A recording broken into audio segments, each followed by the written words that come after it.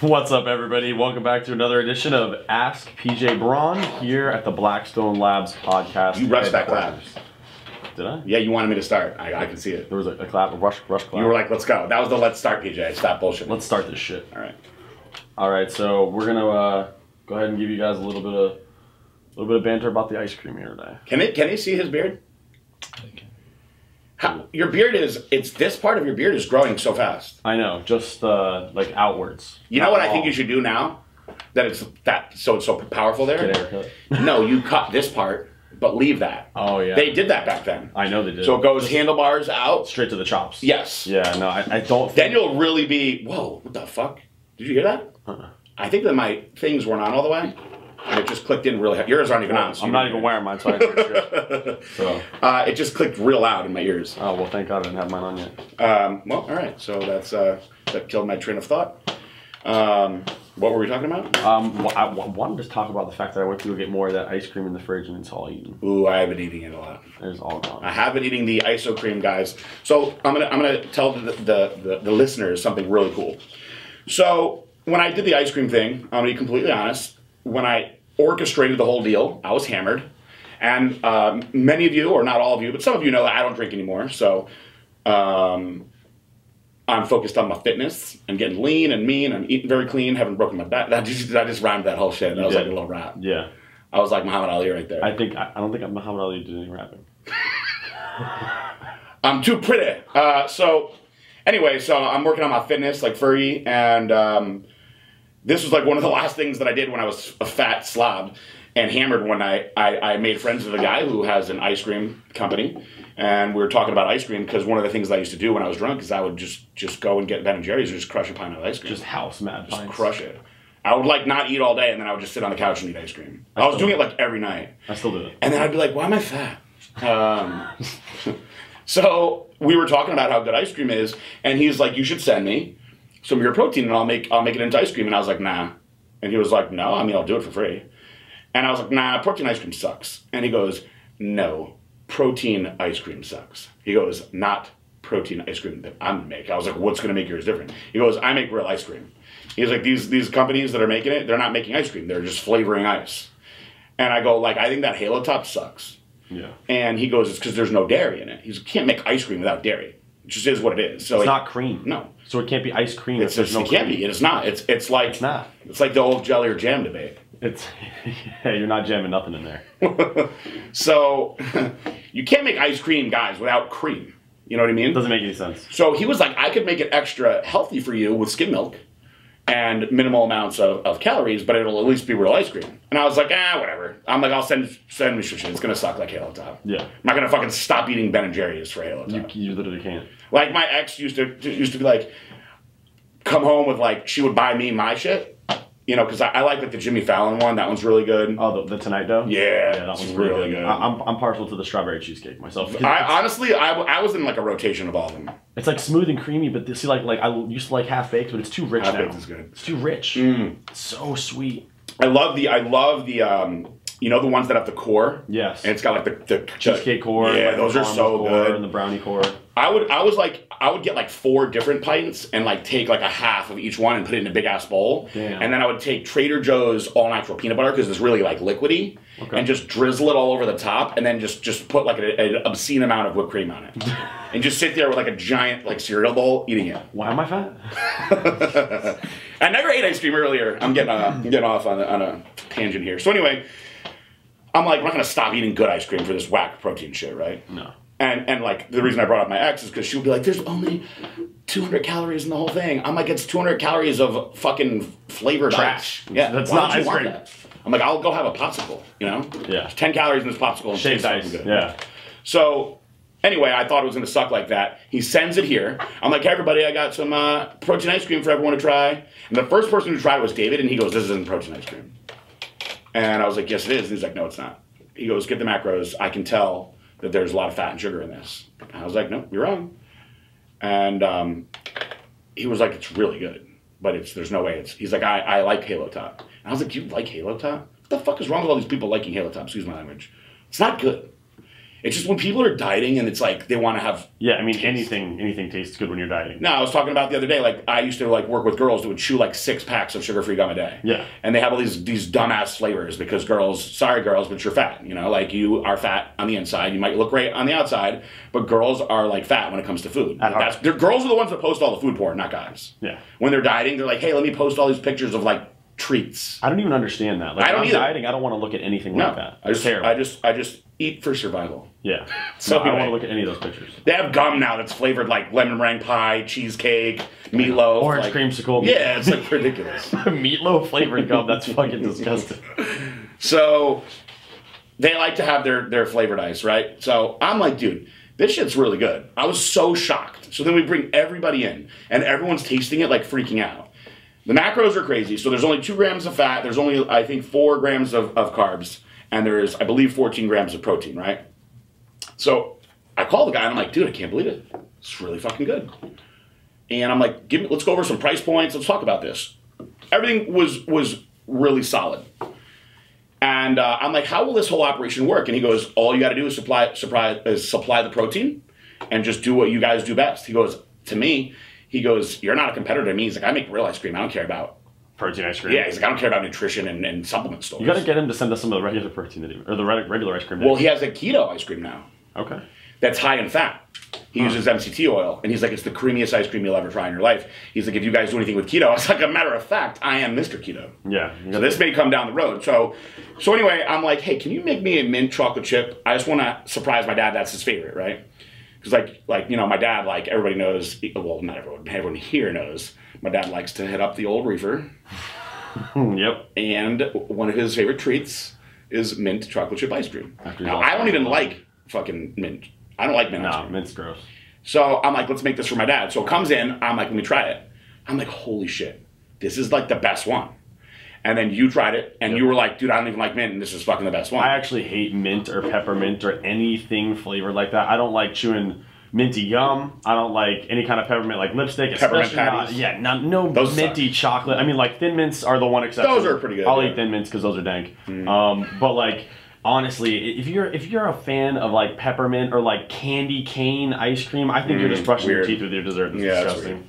Although I did like when I was young, like in the wintertime, some fucking peppermint schnapps. Rumble Mints. No, not me. Rumble Mints will get you. Ugh. That's like you can throw up, you can get fucked up, and you can throw up, and you can make out with a chick still. Because your breath's all minty. Yes, that's terrible. It's okay. It's acceptable. So even sharing my thoughts on mint, the mint chocolate chip is so good because it's not too minty. It's just enough mint that you know that it's mint chocolate chip, but it's not overwhelming your mouth like a stick of toothpaste or something. It's so that one's so good, right? So we have 3 flavors. We have vanilla cookie dough, we have chocolate chip, and we have mint chocolate chip. So we weren't even going to do the mint chocolate chip. It was so good that I was like, let's just do this, right? Or is it chocolate chip? I think it's chocolate chip. Yeah. So we have those 3 flavors, and the plan is to launch it at the Arnold. And so I decided to post one of the labels. Well, I post one of the labels, and Stacked 3D, which is basically like the fitness industry's TMZ. Right. You know, they put all the news and gossip and whatnot. They put it on the front of their site. Now, I didn't even know this, but people were like calling me. And they were like, dude, I saw that story on Stacked. And I was like, oh shit. And I went and looked. I was like, that's really cool that they did that, you know? So anyway, it was almost like freaking fate, right? I'm looking at the article and I'm reading it. It was, Shane that runs the site did a great job. Now, me and him have probably only spoken like twice in like 6 years. An email here and there, but I don't know if we've even spoken more than once. Like, we don't call each other, right? You know? I respect what he's doing. He respects what I'm doing, whatever. My phone rings, and it says Shane Stacked, and I'm like, huh. I answer it, and I'm like, as soon as I answer it, I'm like, hey, what's up, man? Thank you for posting that article. And he goes, that's why I'm calling you. And I was like, what's up? And he goes, we've gotten an unheard of amount of inquiries about this. He goes, it's honestly blowing my mind. And so I wanted to reach out to you to see what else you have as far as information. He goes, you're the first like hardcore supplement company to put out an ice cream. He's like, no one's done it. Not BSN, not Sperry. Good.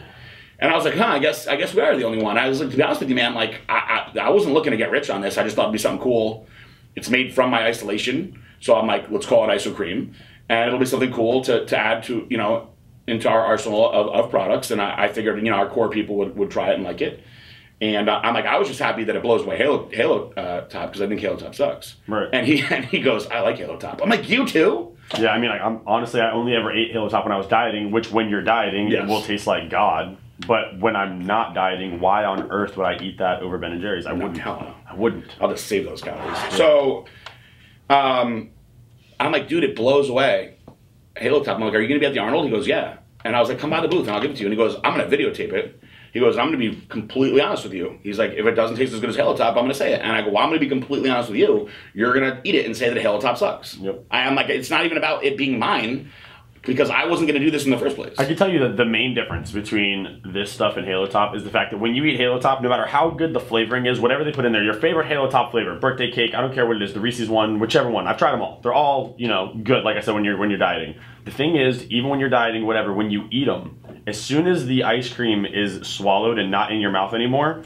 it leaves you with that, it's not creamy and satisfying. It makes you want to eat another bite immediately. Yes. To get more of that flavor. Yeah, like drinking a diet soda when you're dieting. Exactly. So then, like, with the iso cream, it's actually creamy because it's real ice cream. And that's the big difference. So, like, I know Halo Top's pitch is it's non-dairy for the non-dairy people. Right.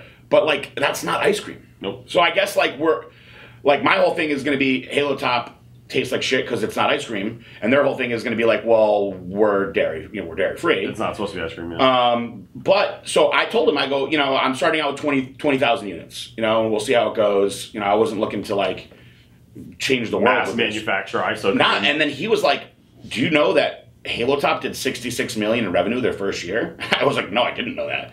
He goes, listen, bro, you could be onto something huge right now. He's like, if it tastes as good as you say, he goes, your macros are pretty comparable. He's like, this could really be like a big deal, game changer for you guys. So I was like, damn, you're getting me fired up. So today, he reaches out to me and he's like, you should do a video and like explain the shipping, explain as much as you can, because we're still getting inquiries rolling in nonstop.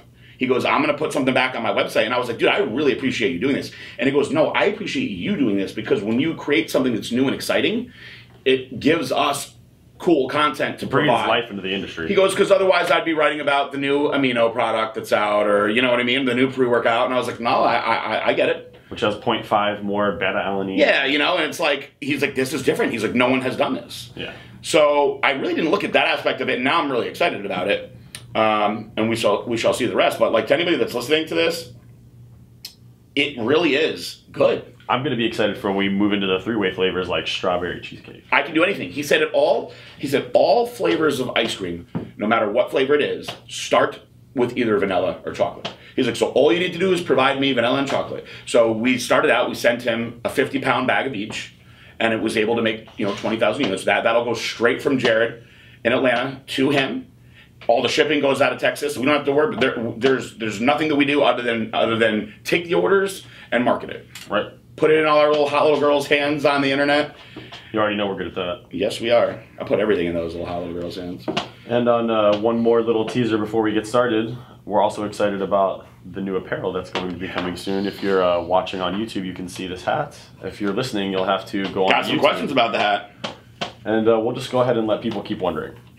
Because they'll have to keep their eyes open for the rest of the year and watch out for those limited apparel drops. And we're going to get moving on into the first question here. Let's do it. And their name is going to be concealed for the nature of this question. Ooh. Have you ever heard of this? When cleaning myself after using the bathroom, I ejaculate pre-cum. This has been happening for years, but only happens if I haven't had sex in a few days. Any ideas? Maybe pressure on the prostate. Yes, it is related to the prostate. It's hilarious. I wonder if you listen to this, do you feel the sensation of an orgasm, or is it just a little bit of pre-cum? So that is actually the pressure on the prostate. I actually would hope that you actually go look into that. Just make sure your prostate's okay. If you're feeling like a sensation of like you have to pee really bad when you don't, or you have to pee very frequently and that's happening, there is some pressure. Your prostate could be swollen, and you should absolutely look into that and make sure that it's okay. But, you know, outside of that, you're just coming all the time, I guess. Next question. Am I crazy, or did they used to sell sugar-free Pedialyte and now they don't? So I don't know. They may have. But you know, thinking about what Pedialyte does and what it's for, it does make sense for there to be a little bit of carbohydrate and sugar in there to transport that stuff into the muscle to help hydrate the body. So I'm going to say that there may have been a sugar-free one, but I don't remember it. All right. And you want me to go through this whole one, or do you want me to go straight to the question? I think you should read the whole thing. Read the whole thing? All right. It starts off saying, it's brutally hot in here. Depression is one ugly animal. I am thankful for a salary job, but still the hustle on the side. Early in Q2 of 2017, I got screwed over by a business partner in an entrepreneurship type of side gig. I developed my exit strategy, cut all ties overnight, and moved on. Naturally, I was riding the high of my new venture that I didn't really get a chance to process what had just happened and what was happening. Couple that with 2 failed relationships during 2017 and losing myself in the process of all this. Even with psychotherapy, my thoughts turned suicidal in mid-October 2017. Jeez. I hid it from the girl I was seeing at the time and instead finally decided to say something to a few close friends who ultimately supported me and were at my side. The turning point was undoubtedly wiping the tears off of a friend's face while we stood at the entrance to my home. I think that's when I realized there may be a few people out there who legitimately care. The plan was there, and this was happening until that moment. I've somehow bounced those suicidal thoughts and having some coping strategies, I can use it if I feel myself starting to slip. But those thoughts can sometimes still creep up. I did a massive overhaul of my life and removed myself from any negative friendships, groups, situations, etc. In the process of that, I certainly alienated myself a bit, but I'm working on trusting people and becoming a bit more social. Obviously, this takes time. Much like yourself, I make decisions at work which impact both human lives and the financial bottom line. But I am lucky to be able to work anywhere in the country, so naturally I've considered moving. But concerned with this will further distance me socially. It's not easy having people constantly in your ear saying, if I were you, I would move. The hour I get at the gym each day is my saving grace. But it sucks when the 23 hours for it to roll back around, waiting 23 hours for it to roll back around. I keep busy with some side ventures and social outings, so I'm doing all the right things. I do have a mental health background, so at times I can be my own worst enemy. My question is as follows. How do you keep yourself mentally on the straight and narrow now that you're months down the road? I'm assuming it's a combination of changing your thoughts, surrounding yourself with good people, training, work, etc. But looking for your insight, I've come a long way and I'm still working at it to be the absolute best I can be. But as you know, there are good days and bad days. So how do we reduce and eliminate the bad days? Thank you in advance. Best regards, Steve. I mean, there's going to be bad days no matter what. You know, you had a shitty 2017, so did I. 2017 was the worst year of my life, bar none. Between partners screwing me around, stealing from me, for going through a horrible divorce, finding out that I was cheated on more than once on my own damn credit card, you know, having my company attacked by somebody that I loved, friggin' FDA raids, I mean, you name it, I went through it. You know, number one, I scared a lot of people that mean a lot to me. And that alone is enough for me to want to stay positive and on the straight and narrow, because I don't want people that I care about more than anything, whether it's my parents or my girlfriend or my staff, thinking like, man, PJ might not be here anymore if he doesn't friggin' get his shit together. But that is not the reason that you should want to change. You need to have it for yourself. It's got to come from within, and I learned that because, you know, I fell off a couple times last year, and I was like, oh, I got to fucking get my shit together, you know, for my parents. And it was finally when I was like, I need to get myself back together for me. Like, this is not who I am. Like, I'm not a loser. You know, I'm not somebody that just drinks every night, you know, that let his body go to shit, that stops working out. That's not who I am. Like, everything about me was surrounded around healthy living for so many years. Like, I got away from who I was. And I just wasn't happy. I was like, what the fuck happened to you, man? Like, this is not you. And so that alone, coupled with how shitty my health had gotten, you know, it scared me straight, I guess. And so now I'm just so happy to be healthy and have the chance to have, like, real happiness. And I feel like, you know, people will often say, like, I have no regrets. And they tell me, you should have no regrets. Fuck that. I have major regrets about my marriage. I wish that I didn't marry that horrible person. And that's something I have to live with. But rather than dwell on it, I like to think, okay, well, I have my company. That was my baby that no one's taken away from me. I have an amazing staff that I get to work with every day. I get to work with my dad every day. You know, I have people in here that are like brothers and sisters to me. I have a lot of really good things going on. So how dare I, like, screw it up when there's people out there that have cancer or, you know, live on the streets? Like, how dare I like feel sorry for myself? And because it could always be a lot worse. So for me, like the desire to just be a better version of who I became, but building from that, be a better person than the person that I was, who I liked a lot before, you know, that's the motivation that I have within me every day. And I think that if you don't get to a point where you have that motivation within yourself, you're not going to be the way that you need to be, you know, and you have to figure out what that is from within you. You know, like you had 2 really shitty relationships. Well, maybe you're just not in a spot where you should be having a relationship right now. And once you start focusing on building these like little positives, they turn into bigger positives. And there's always going to be some bad shit that happens. You know, like things can go really, really good, and then something horrible can happen, and that's life. And like you can't let that throw you off. You know, last year I would be doing good, and then something crazy would happen with my divorce, and I'd be like, fuck it, I'm going to go get hammered. You know, and that's, you can't do that. You have to just accept that's the way that life is. Life's going to fucking put you on your back, and you got to just get up. You just got to get up and go. Otherwise, you're just going to let yourself get your ass kicked. And it happens to people every day, but you don't want to be a statistic like that. So, you know, I can't give you advice on the decisions that you have to make. I can just tell you, you've got to want it for yourself and no one else. And when you are able to accept that and realize it, it makes everything fall into place a lot easier. All right, and the next question is from our girl, Claudia Lopez. She says, hey, PJ and Josh, thanks for the podcast. It is my favorite. This is Claudia, your biggest fan from Spain. I just wanted to tell everybody that they need to get on Entice, like right now. After the Kendra Lust podcast, I got so curious, asked PJ to send me a bottle. He sent me one and one for my boyfriend. He didn't think it was going to make any difference. We always have great sex every day, and he's running a test cycle. But we tried it as soon as we got it, and it is awesome. I don't want to give you all the dirty details, but I was wet immediately and came a lot more than I usually do. He got the longest boner ever, long in time. I don't know if this is how you say it. Excuse my English. I absolutely recommend it. Thank you so much, PJ.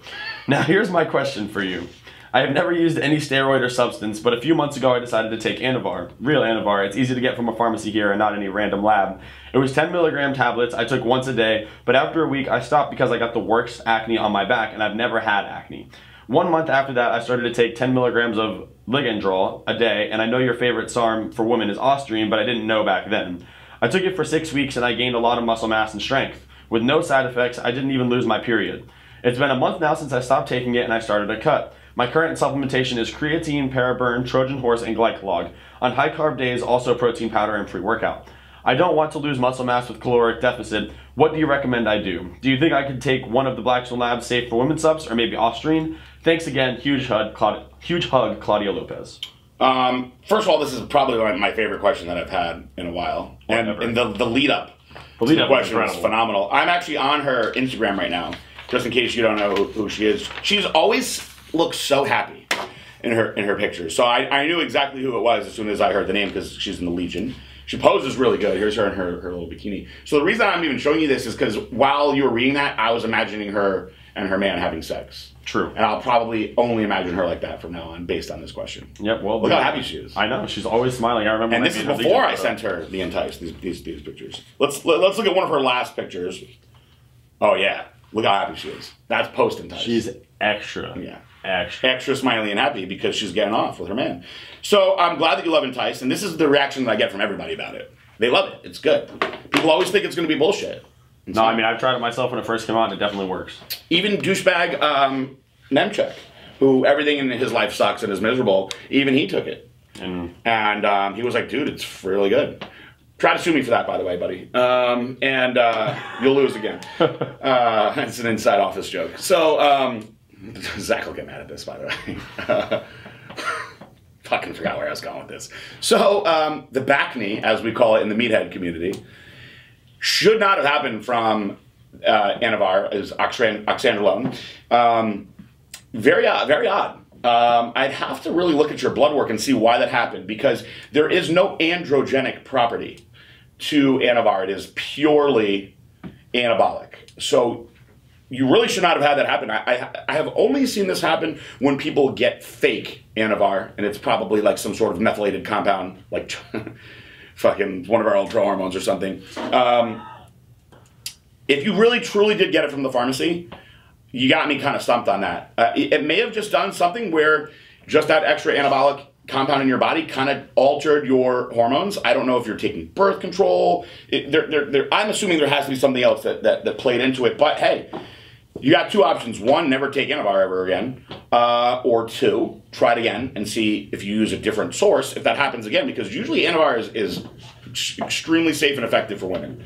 10 milligrams is all you need. It goes a long way. Now, the LGD, on the other hand, should have, in theory, did what the Anavar did and made you have, like, you know, some androgenic side effects, because it is androgenic, which is why I like Ostrian more than LGD for women. But it seems like you got good results from it. If you got great results from it, then use the LGD again. I think that you should try Ostrian and see how you do with 10 to at the most 20 milligrams a day. I think that you'll like it a lot. If you're pressed for time for the show and you don't want to have any kind of, you know, flare-ups like you did with the Anavar, then just don't do the Anavar until, you know, down the road. But if you ran the LGD fine, there's no reason why you can't run it fine again.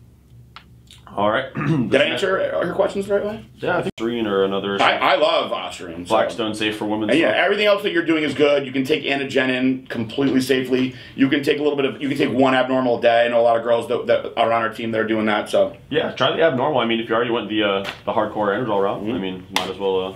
Anavar, not Anadrol. She took the Anadrol and just started. Whoops. The Anadrol, then she just started really humping everything. Maybe it was Anadrol. Next one is from Hairdav. Hi PJ Braun, this is your favorite person in the world. I want to ask you something, but I feel bad because I'm literally the only person not asking you about fitness. You're the CEO of an Inc. 500 company. I feel like asking you about fitness is kind of like asking a certain someone who fasted in the Judean desert for 40 days and asking him about his water intake instead of asking him about eternity and etc.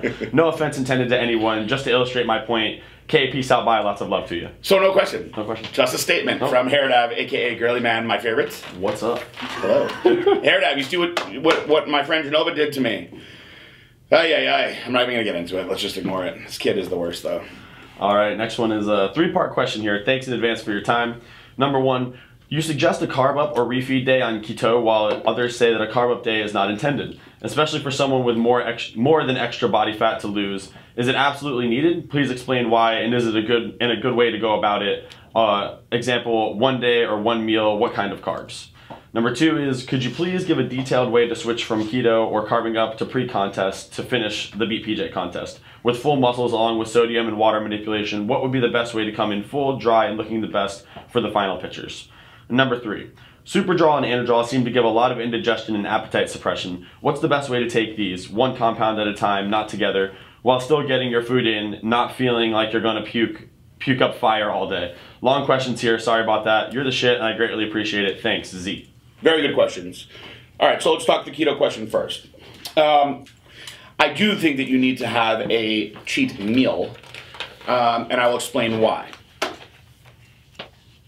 When you are dropping weight on a ketogenic diet, your body will adapt to it. So when people are eating for their macros, they're making adjustments, right? When people are doing a carb cycle, there's consistent adjustments. And if you're on a ketogenic plan, where do you adjust? Do you reduce the fats? Do you reduce proteins? You know, where do you really adjust? You have less options, okay? So you're gonna get to a point, if you just keep dieting, that your body's gonna adjust and then you have to pull things out. So instead of doing that, what I usually tell people is give it a couple weeks, right? 2 weeks in, you should have lost a decent amount of weight. You should lose that shit water weight that you were holding before. And this is where you add in a cheat meal that should be carbohydrate rich, and I'll explain why. When you have a cheat meal on a keto diet, you don't go out and eat a bunch of ribs. You know, you can go out and have a prime rib. That is not, this is why I don't like the term cheat meal, okay? Because a cheat could be anything. People have used the phrase refeed, but what you're doing is, the reason that you're putting the carbohydrates in, I usually tell people, have like 200 grams of carbs. Go hard. You know, eat a bunch of pasta, eat a dessert. You know, get a variety of carbs in, because you're going to stimulate your thyroid. You're going to stimulate your metabolism, and you'll know it because you're going to get really sweaty and hot. Your heart's going to start racing, and you're going to get tired. But because of that boost that you're going to see, you're going to become more thermogenic, and it'll keep your body adjusting accordingly to what you're doing. Now, do you have to have one every week? No. I think that you should not go more than 2 weeks without doing it. But once you remove those cheat meals, then to keep the body adapting, you have to remove calories or increase cardio, which is not always ideal. So, listen, if you have to lose 100 pounds, do you have to have a cheat meal every week? No. But by putting yourself into a mode where you're only eating something, you know, X amount of calories every day, day in and day out, your body's smart enough that will adapt. And if you're somebody that's genetically really heavy, you're probably genetically someone who's predisposed to holding fat, and you need to keep your body guessing. Now, if you're somebody like Juan Morel, for instance, who's got a crazy metabolism, and when he was working with Dave Palumbo had him do a keto diet, he would do an entire refeed day where he would just take in massive amounts of calories, like over 1,000 grams of carbs a day. And for him, it was kind of bringing his body back to where he needed to be because he was burning so much. So he'd burn off a couple pounds of fat during the week, and he'd start feeling flat and empty. Then he would load himself up on, you know, a Sunday, get in the gym Monday, train his ass off, but by like Wednesday or Thursday, he was already back down to where he started, and now he's back losing again. So he did it as strategy to keep himself from losing too fast. So it really depends on what you're doing. Are you somebody that's clinically or morbidly obese, or are you somebody that's in good shape but just trying to pull some weight off faster? You're going to have a much different approach. So you have to individualize it there. Second question was? Give a detailed way to switch from keto to carbing up pre-contest to finish the beat PJ with full muscles along with sodium and water manipulation. What would be the best way to come in full dry and looking the best for the final pictures? Sure. So if we're trying to do this for the final pictures, you got to go extreme. So what I suggest is, rather than doing a cheat meal, you remove the fats for a few days, okay? So let's say you remove the fats for either 2 or 3 days. You're doing just protein and veggie. You're gonna be very, very empty at this point, all right? So now what you would do here is, rather than having a cheat meal, you're gonna keep the fats out and add in, let's go conservative and say you're gonna add in 25 grams of carbs at each of your meals, all right? So that is probably enough where total it would be a cheat meal. But instead, you're spacing them out throughout the day, and you're letting your body get a chance to absorb those carbohydrates the right way. Because when you stop eating carbs for a while, you know, the enzymes necessary to break them down become somewhat dormant in your system. So you've got to let your body know, like, hey, I'm going to reintroduce these carbs now. By doing a crazy cheat meal, you're going to get all this insulin release and everything else, take yourself out of ketosis, and you're kind of slowing down the process. So doing it this way enables you to get those carbs in and be able to transition. So that day that you put them in, my advice is to go back down again to, you know, just the protein and veggies for a day or two, then put them back in and see how you respond. Now, doing it like this, so you're not getting the luxury of a cheat meal, you're letting your body get acclimated to having that little bit of carbs in each meal again, and then you'll be able to efficiently carb up. So a lot of people that run keto for a very long time, when they compete in bodybuilding shows, they say, I couldn't get full, I couldn't get a pump, I couldn't fill myself out, I felt really flat. And that's because realistically your body can't process all those carbs because they're just not used to it. And it takes a lot of those guys, you know, it happened to me in 2007, where I ate for like 3 days after the show before I filled out. I was eating burgers, pancakes, everything, and finally filled out, but my body was so empty that I wasn't really processing the carbs the right way either. So give yourself time to strategically add them in, and then you should be able to do a normal little carb up at the end. Do not get crazy with variety on the carbs. Keep it simple. Stick to white rice, cream of rice, things that digest really easily like that, and try to have an equal amount. Like I said, let's say 25 grams per meal. If you're a bigger person, if you're a larger guy, you could probably go up to 50 grams per meal. And if you are using, you know, let's say 40 or 50 grams of carbs per meal, I would take the Glycolog with it because you're just going to process it even better.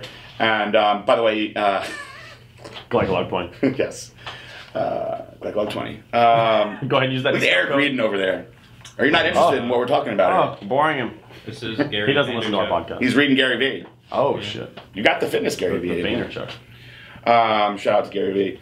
So, yeah, so that is my advice to you there. And then the final question was... Superdraw and Anadrol. Yes. Give a lot of indigestion and appetite suppression. What's the best way to take these? One compound at a time, not together, while still getting your food in and not feeling like you're going to puke up fire. All right, so this is what I liked about those two things, is they're great pre-contest drugs because you can take them, stay full and hard and jacked and strong in the gym on lower calories, and you're not worrying about being hungry because it's actually curbing your appetite. So most of the time when I would use Anadrol was actually pre-contest, and it would keep me full. I cannot use Anadrol or Superdrol in the off-season. It wrecks my stomach. Now, D-Ball does not do that to me. This is something that is very individual specific. I've spoken to people that can eat Anadrols all day and eat like a champ, and then I've talked to people like you or myself that can't do it. So you're just going to have to basically not utilize them. Or use them pre-contest when you're not eating anyway. Try some other stuff. All right, next question is, says, so I listened to podcast number 12, and my name was on there, but I guess not enough time for the question. Hopefully number 13, you guys will get to it. So I started the contest once, and I got my subs on the 13th of January. the hardcore stack, not the lean. 13th of January, hardcore stack, lean stack. I want to say the progress being made is amazing. I've been noticing amazing gains along with leaning out. The subs are great and the podcasts are phenomenal. Thank you. My question is, when someone says when they say someone looks flat muscularity wise, what is the best way to help with that? Does one need to eat more or of something, or do we need to drink more water, or how can this be fixed? Thanks again, Santiago. Repeat that last part for me. It says when they say someone looks flat muscularity wise, Okay. what is the best way to help with that? Does one need to eat more of something, or do we need to drink more water, or how can this be fixed? Here's the deal. You're always going to feel flat when you're dieting. It's psychological, yes, because when you're eating a lot of food, it's easier to glycogen load and fill yourself out. If you're on a keto diet, you're always going to feel flat. So get past that, because once you're super lean, you're going to look really good. And many people feel flat when they're in that in-between stage of you're not fat, but you're not ripped either, and shit's not popping because you don't have all that glycogen loaded up, swelling you out through your skin.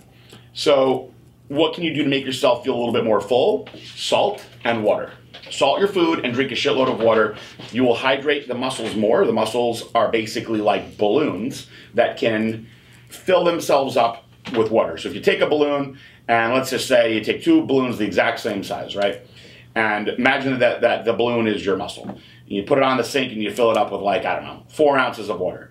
Well, that outside of the balloon, right, that's your fascia. And the inside, the water, that's the muscle. So imagine if you filled it up with like 12 ounces of water. It's going to stretch out that balloon a lot more, and that's what happens to your muscles. You can glycogen load with very low amounts of glycogen if there is salt and water present. If there's not any salt, you have nothing to hold the water in. If you're not hydrating properly, then you don't have anything to suck up into your muscles. So that's just a simple thing. I would have people that would be like, oh, I couldn't get a pump, this and that. I'd be like, look, stop working out, go drink 32 ounces of water and just chill, and start salting your food. Within a day or two, they'd be like, oh, I feel so much better. So psychologically, you're always going to feel flat. If you're doing a bodybuilding show, for instance, and you feel full, then you're not in shape. You're not in shape. Palumbo used to say that all the time, too. If you're shredded, you're going to feel flat because you're empty, but you're going to look damn good. So you just got to get by that point. That kind of goes hand in hand with that last question about the carbing up. You know, maybe you need to add some sodium and some water there at the end. Next question comes from Brandon Rash, who is a part of the Legion. Says, hey man, I'm always impressed with you and Blackstone Labs. It's amazing to be a part of it. My question is, I just started using Glycolog and my mind is blown. The stuff is awesome. A friend who competes referred me to the stack Glycolog with carbolin and arachidonic acid. Arachidonic acid, yeah. Arachidonic acid.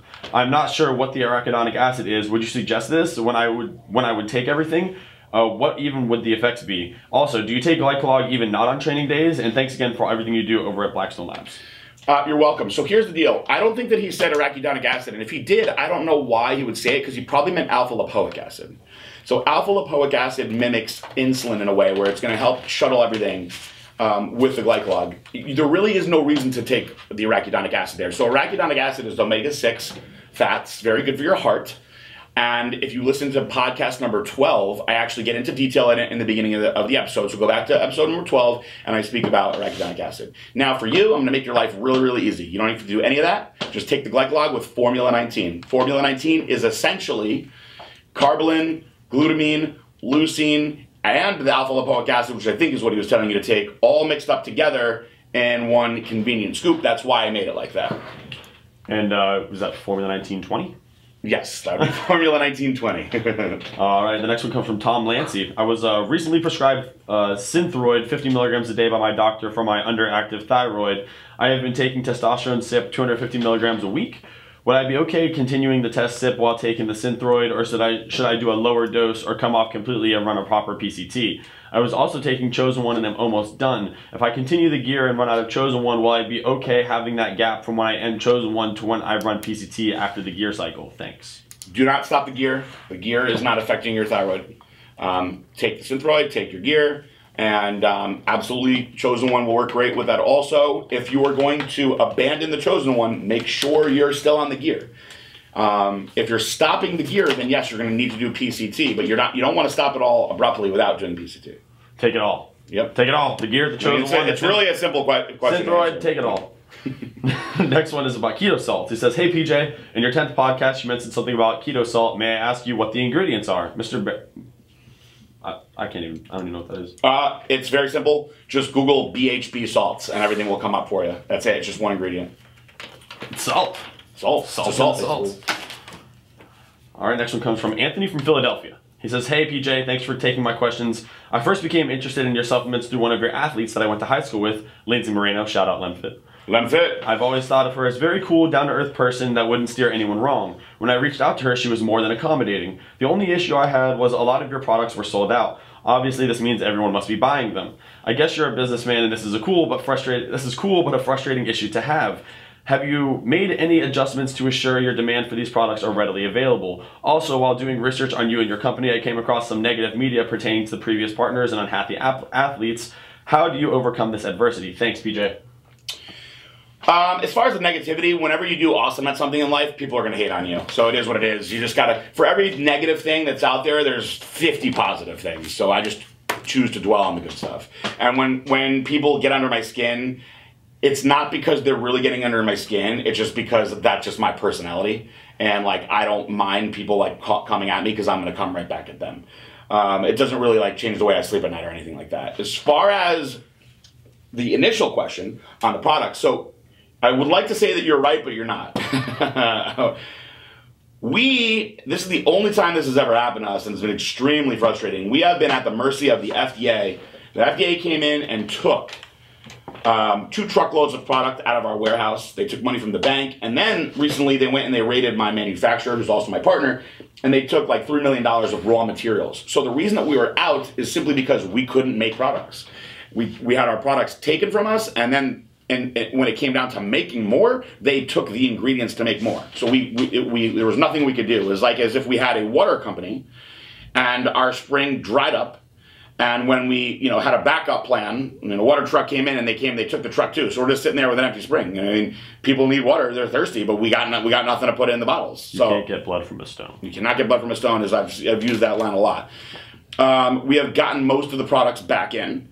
And as they have come in, we've actually been reordering more to make sure that we have an excess inventory, which actually hurts me because I have to lay out all that money up front.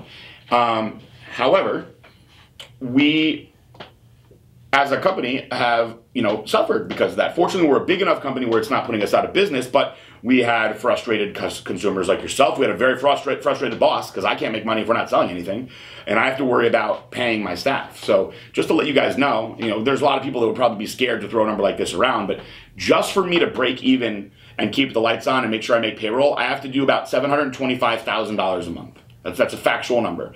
So when I'm missing almost all my products to sell, I'm in my head like, damn, I've got to somehow find a way to sell $725,000 just to pay everybody and keep the lights on here and to pay the bills. And when you have to figure out how a way you're going to make that money by selling things and you have no things to sell, it becomes a difficult situation. Very difficult. This is part of the reason why I was very stressed for much of last year and it led into this year. But now I would like to say shout out to my dad for remaining positive this whole time and saying that he felt that things would be straightened out by March to mid-March. I thought that he was wrong and that it looks like things won't be straightened out until July. Well, it seems like, fortunately for the company, he was more right than me. Most of the product has been trickling back in. We've got Anagenin back in. We've got EpiCap back in. The Recomp was the first to get back in. We've gotten more Resurgence in. We're still out of Euphoria. That should be any day. We're still out of Apex Male. That will be next week. All of the dusts will be, we'll also actually have 2 completely new formulas of dust. So not only are we getting the stuff that we had back, but we're going to have new formulas all within the next 30 days. We have a new pro hormone called Equalizer that we've been talking about for a year. Looks like we'll have that within 30 days. That's probably going to be direct to consumer only to start. But things are all sorting themselves out now. We're very happy. Plus we have the apparel, plus we have the ice cream. So things are all working their way out. I apologize that the lovely Lindsay, turned you onto the brand and you weren't able to buy some of the things. But I can tell you in 6 years, this is the first time this happened. And, we had to overcome the adversity and get ourselves through it. Trust me, like for each person that was mad that didn't get the product, imagine how I feel knowing that I can't give you guys the products, knowing that I'm losing money every single day because of this. And I really felt it was a very unjust situation that we were treated unfairly. And we're still going. We're still going at it. There's no end in sight to the current fight that we're in. So I don't know why, but you just said something about ice cream and apparel both being on the way. And I just thought maybe we should make some ice cream-based apparel. Ice cream based apparel. Yeah. You just lick it all off. Yeah. I scream, you scream, we all scream for ice cream. I think we should let Lindsay Moreno be the model for those. While we're on 100% agree. Do you think that she's really that nice, or this is for the Anthony from Philly? Please answer this question by sending us a DM to the Blackstone Labs Instagram. Yes, and allow us to post it on our main pages. Or is it just because she's really pretty? Do you think that if you're really honest and you don't want us to post it, then just go ahead and let us know? Yeah. Did you just like super kiss up that because she's really pretty, or she is? Did you think that she was really super? Because he gave her a solid plug. Oh yeah, he plug dropped it. Don't get me wrong. If I were you, I'd be plugging too. Yeah, plug away. Plug it up. Oh man. All right. The things that happen on this podcast. Yes, Eric is not reading anymore. Well, I mean, good questions today. In closing, the pre-cum one was that was a great way to start it out. I actually, I keep score for Clay on when the question is finished, so he can make sure to put that in the caption. And that question just threw me off so far that the first two questions didn't even get dated, and the timestamp he's gonna have to go through and find those himself because I was just so trying to get past them so fast. Well, Eric, I was like, hey, how many questions are there? And he was like 10 or 11, depending on whether or not you want to answer the pre-cum question. I was like, of course I want to answer the pre-cum question. Now you've got me... Just another day. You've got me enticed.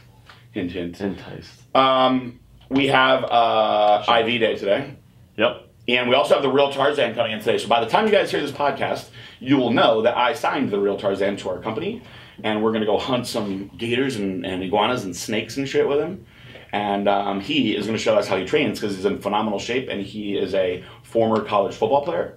So we're diversifying the brand, the portfolio of Blackstone Labs. We are, most people here at Blackstone Labs are Florida native, but we are just amateur gator wranglers, and he's going to show us how to wrestle them professionally. Yes, without dying. Professional gator wrestler. I'm excited. He's got such giant snakes and things on his Instagram. It's awesome shit. He had a giant rabbit. Did you see that rabbit? Dude, that thing was bigger than my dog, and I have a 110-pound dog. I would not go near that rabbit. That's definitely. I'm not afraid of shit. You can put an alligator in my office. I'll go pick it up.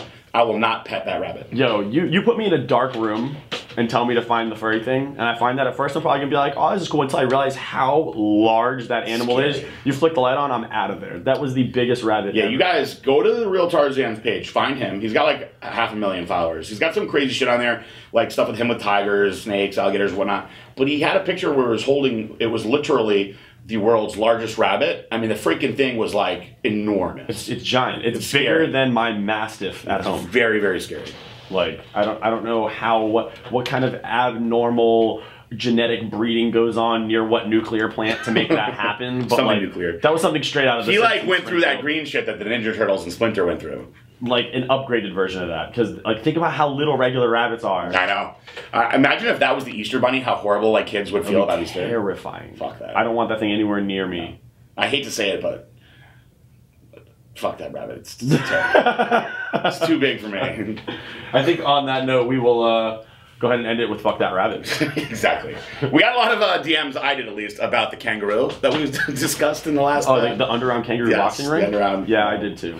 I had a couple friends asking me about the underarm kangaroo boxing rings. Any Australian listeners out there, please, again, DM the Blackstone Labs Instagram. Let us know if there are any underground kangaroo boxing rings that you guys know of. Like here in Miami, people like, they like Michael Vick, they fight pit bulls and stuff like that. But you should let us know about the kangaroo. See, I feel like people like hate dog fighting, but I feel like they'd support kangaroo fighting. I would only support kangaroo fighting if they wore boxing gloves. What if somebody trained the champion kangaroo to fuck up that big rabbit?